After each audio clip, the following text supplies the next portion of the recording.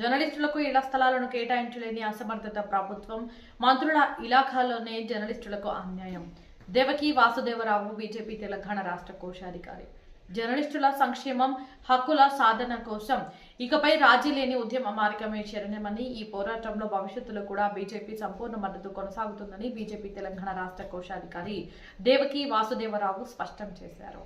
TWJFH 2843 Khammam జిల్లా అధ్యక్షులు T Santosh చక్రవర్తి, జిల్లా కార్యదర్శి నానబాల రామకృష్ణలతో పాటు జిల్లా నాయకులు వారి స్వగృహంలో మర్యాదపూర్వకంగా కలిసి ఖమ్మం జిల్లాలో జర్నలిస్టులు ఎదుర్కొంటున్న అనేక సమస్యలపై విస్తృతంగా చర్చించారు.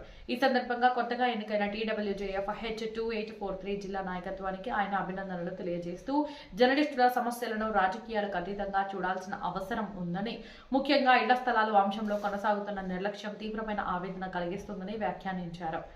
ఖమ్మం జిల్లాలో పనిచేస్తున్న అర్హులైన జర్నలిస్టులకు గత ప్రభుత్వ హయాంలో కేబినెట్ ఆమోదంతో జీవో 147 ద్వారా కేటాయించిన 23 ఎకరాల 2 గుంటలు ప్రభుత్వ భూమిని ఈ రోజు వరకు పంపిణీ చేయలేకపోవడం పాలకుల ఘోర వైఫల్యమే కాకుండా జర్నలిస్టుల పట్ల చూపుతున్న స్పష్టమైన నిర్లక్ష్యానికి నిదర్శనమని దేవకి వాసుదేవరావు తీవ్రంగా విమర్శించారు.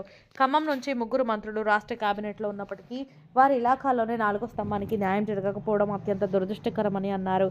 ఈ కార్యక్రమంలో TWJF ఖమ్మం జిల్లా కోశాధికారి అర్వపల్లి నాగేష్, TBJA జిల్లా అధ్యక్షుడు వందనపు సామ్రాట్ గుప్తా, జిల్లా నాయకులు ఎలుగోటి వెంకట్, కప్పల మధు, కందరబోయిన నాగకృష్ణ, షేక్ సోనుమియా, మామిడాల కిరణ్, సంతోష్ తదితరులు పాల్గొన్నారు.